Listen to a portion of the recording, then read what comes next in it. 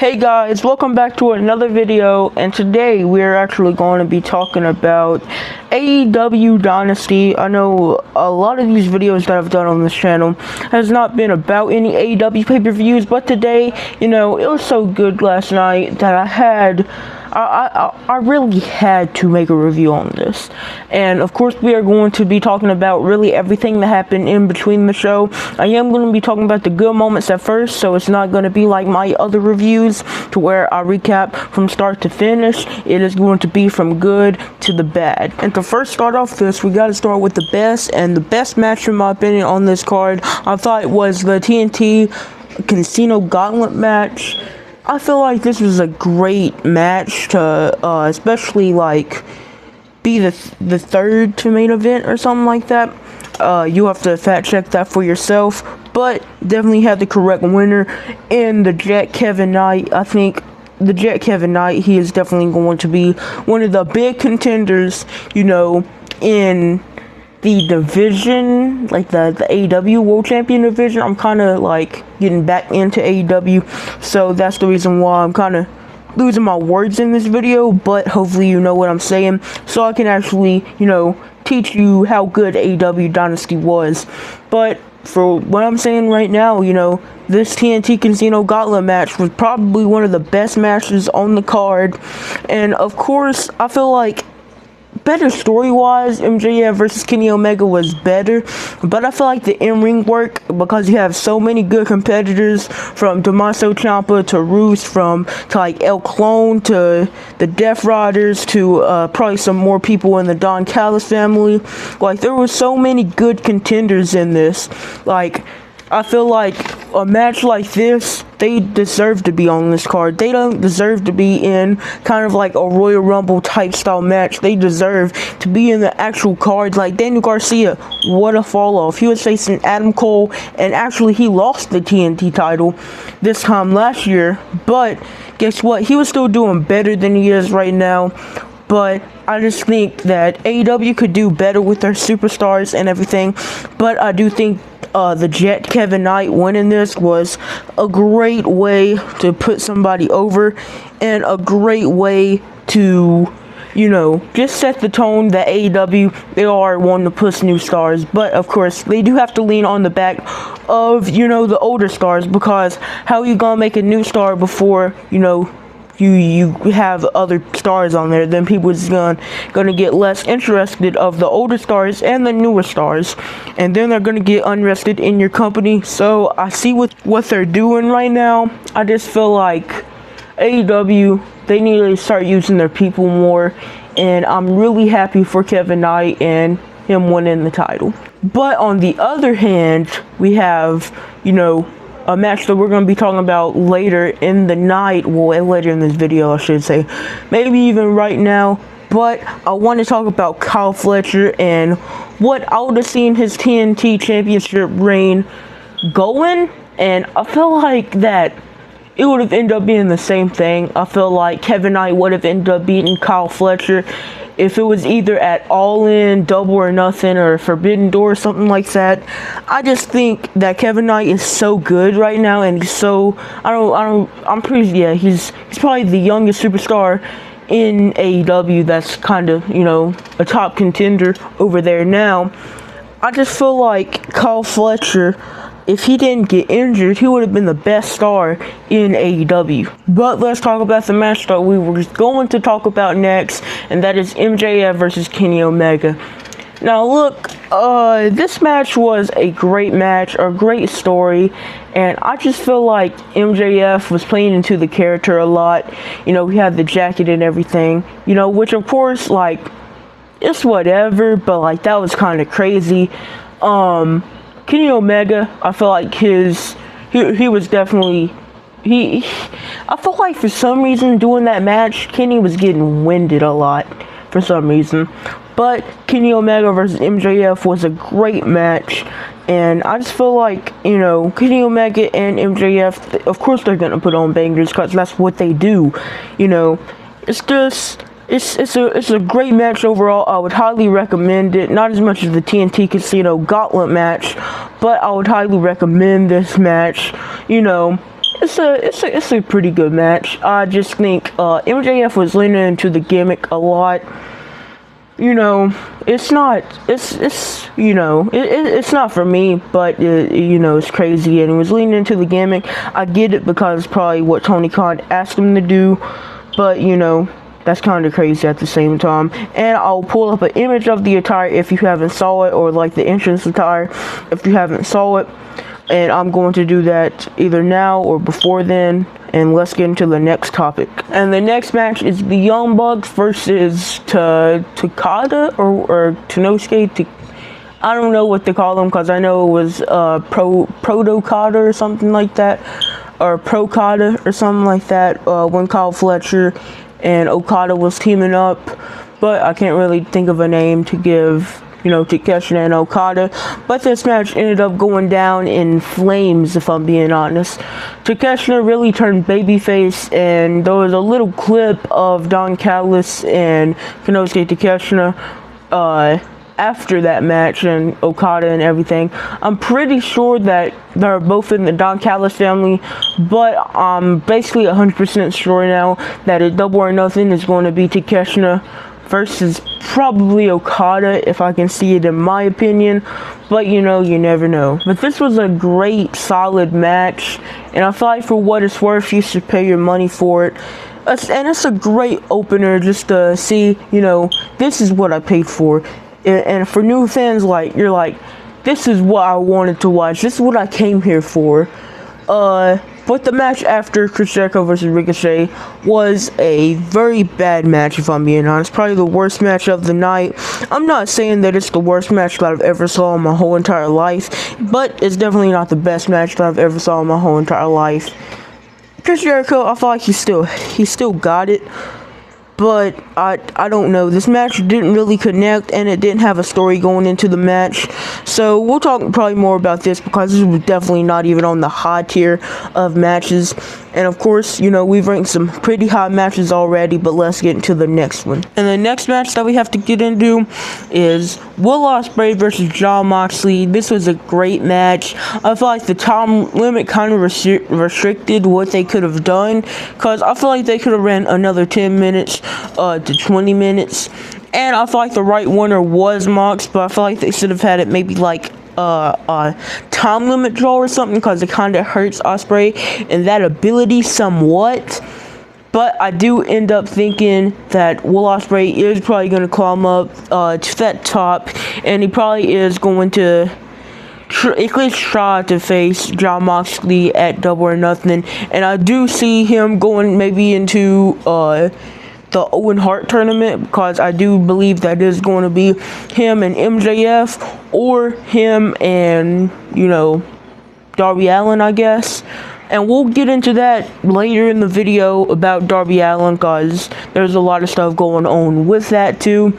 But let's get into the next match. Now let's get into Andrade versus Darby Allin.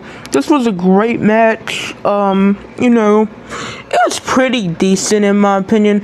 It was pretty solid, but I was also doing something else doing this match. I forgot what I was doing, but I was doing something else doing this match. But from what I got to saw, this was a pretty good match, and definitely the right winner in my opinion with Darby Allin, because I feel like two heels, it would have worked if Kenny Omega won, but as soon as I saw that Darby Allin won this match, I knew that MJF was going to retain in the night, because it wouldn't have made sense if we done, Kenny Omega versus Darby Allin, because that would be two baby faces just going at it, and it wouldn't make as much sense as, MJF versus Darby Allin would be. And the reason why I say that is because they're both pillars basically of the company. They had a match at Double or Nothing 4 years ago.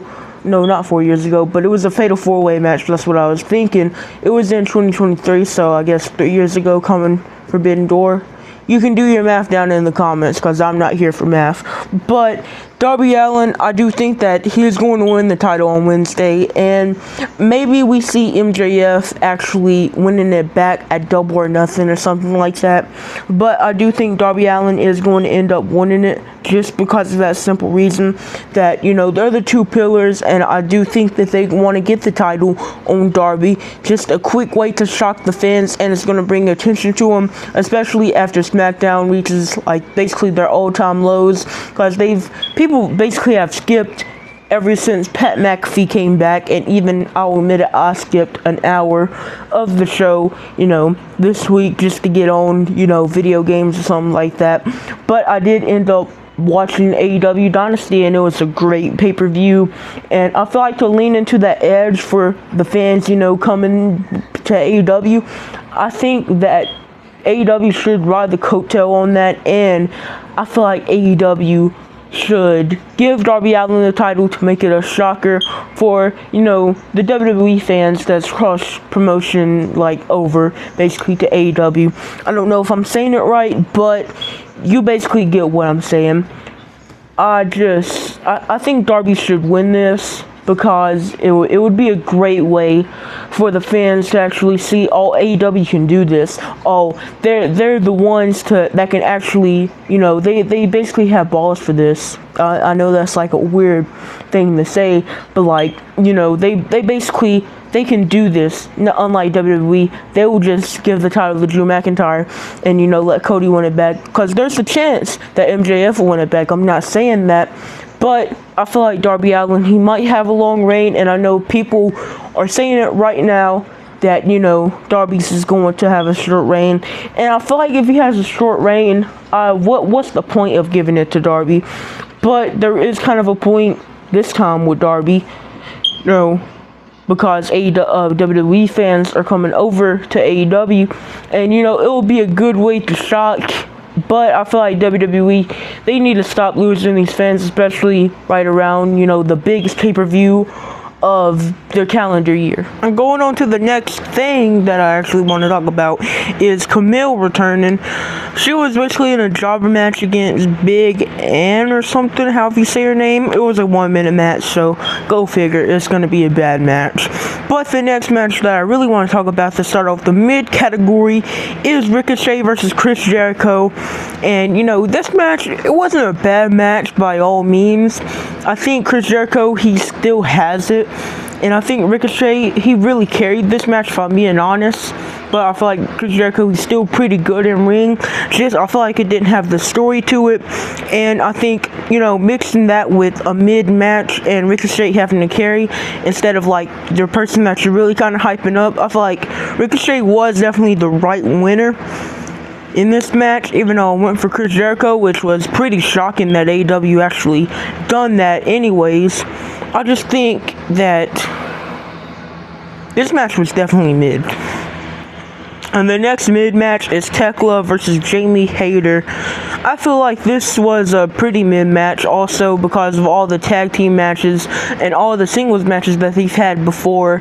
They literally had one on Dynamite a few weeks ago, and it's really nothing special to the point to where when they have a match on a pay-per-view like this, it's automatically going to be mid because they've already done this before. They've already showed this before. So why are you going to pay $40 or $60 for this just to get the same match that you can watch on Dynamite? And the next match, I feel like it was mid, if I'm being honest. FTR, of course, Cash Wheeler and Dax Harwood, I don't know why it was so hard to remember their names, versus Cage and Cope, Adam Copeland versus Christian Cage. Of course, FTR did win this match. I think it was a pretty mid match, and I feel like it wasn't really the right occasion to use a match like this. Of course, they're in Canada, but I feel like that they could have done a lot of other stuff, and I feel like if, the top goal in the division is, the AEW Tag Team Champions or whatever, I just feel like that they should have focused on Christian Cage's side first, and they should have had Cope and Christian versus like Kip Sabian and Nick Wayne, or whichever one of them, and then maybe have them turn heel after and face like Lucha Express with Luchasaurus and everything. I just feel like that this was a good match, kind of, but like the story, it was definitely it was definitely good, if I'm being honest. Just the match didn't really connect with me, and of course the crowd was really dead after, you know, Cope and Christian lost this match because, you know, they're both from Canada. I don't know about Christian, but I know Edge is from Christian. I'm sorry, I'm actually make that clear. Cope is from Canada, because I know I said Cope is from Christian, and that is not even a thing. But moving on, after I said Cope is from Christian, we have the conglomeration, Orange Cassidy, Roderick Strong, and a mystery person, which ended up being Kyle O'Reilly, which I knew it was going to be Kyle O'Reilly, because this pay-per-view was from Vancouver, BC, and, you know, that's where Kyle O'Reilly is from, and I felt like that there was just something that had to happen with Kyle O'Reilly over there, and of course I knew he was going to win if he was going to be in a match, because it's in Vancouver, BC, you know. It's really wild how much the hometown heroes kind of win, especially if they're from that exact city, because I feel like if they was from Toronto, Ontario, Canada, which I'm pretty sure Cope and Christian is from, they would have definitely won that match. But it kind of changes when they're just in Canada, just to get that heel heat or whatever. But they was facing the Dogs, David Finlay, Clark Connors, and Gabe Kidd. You know, this was a pretty solid mid-match, I guess you could say. I just think it wasn't for me, and that was, of course, you know, to end off the kind of mid-list of it. And of course, there was really no down, bad, ugly match on this card. But I feel like some of the stories didn't connect. I feel like some of the matches did connect. Some of the stories did connect. Some of the matches didn't connect. For example, Chris Jericho, Ricochet, and they also didn't have a good story going into it. Overall, this card was, it had some goods, it had some bads. It was a great it was a great pay-per-view. I don't know why I was trying to say a tag team match. It was just a great pay-per-view as a whole. And I feel like if AEW keeps on doing like this, I think that they are going to be, you know, really the top company up in the United States if WWE keeps on doing the same thing that they're doing, and, you know, AEW does what they're doing right now, which this was probably going to be 10 times better than WrestleMania if you really think about it. But for my next video, I have an idea for what if Kenny Omega won the title, what if Kenny Omega beat MJF, and what would have happened if Andrade won the match. Stay tuned, like the video, and subscribe if you do want to see that video, but I'll catch y'all in the other one. Peace.